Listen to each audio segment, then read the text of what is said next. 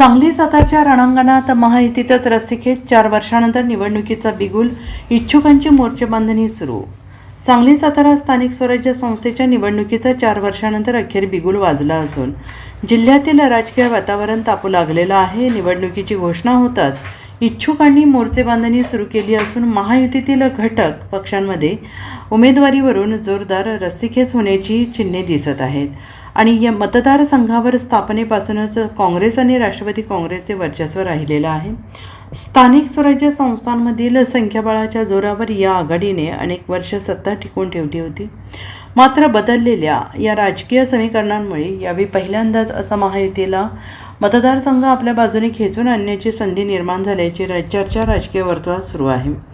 या मतदारसंघाचे आमदार मोहनराव कदम यांनी मुदत मे 2022मध्ये त्यांची मुदत संपली होती. मात्र त्यानंतर 4 वर्षांनी सांगली सातारा स्थानिक स्वराज्य संस्थेची निवडणूक जाहीर झाली.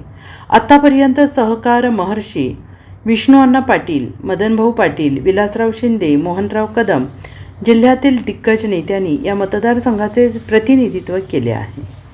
मतदारसंघाच्या स्थापनेपासून जिल्ह्याचे वर्चस्व राहिले आहे. काँग्रेस आणि राष्ट्रवादीचा बालेकिल्ला म्हणून मतदारसंघाची ओळख होती.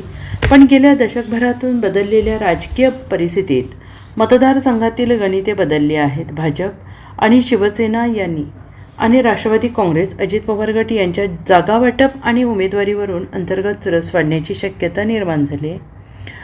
प्रत्येक पक्ष आपला उमेदवार रिंगणात उतरवण्यासाठी प्रयत्नशील असल्याने महायुतीतील एकमत होणार का याकडे सगळ्यांचे लक्ष लागून राहिले आहे. महायुतीत बिघाडी झाल्यास निवडणूक अत्यंत चुरशीची होण्याची शक्यता राजकीय जाणकारांकडून व्यक्त केली जाते आहे. दुसरीकडे महाविकास आघाडी ही जागा कायम राखण्यासाठी रणनीती आखत असून काँग्रेस आणि राष्ट्रवादी काँग्रेस शरद पवार गटाकडून हालचालींना वेग आलेला आहे. स्थानिक पातळीवरील नाराजी, पक्षांतर आणि मतदारसंघातील बदलती राजकीय गणिते यामुळे यंदाची निवडणूक प्रतिष्ठेची ठरणार आहे. निवडणुकीची आचारसंहिता लागू होताच इच्छुकांनी मोर्चे बांधणीला सुरुवात केलेली आहे. यामुळे आगामी काही दिवसात सांगली साताऱ्याच्या राजकारणात आरोप प्रत्यारोप आणि राजकीय घडामोडींना अधिक वेग येण्याची शक्यता आहे.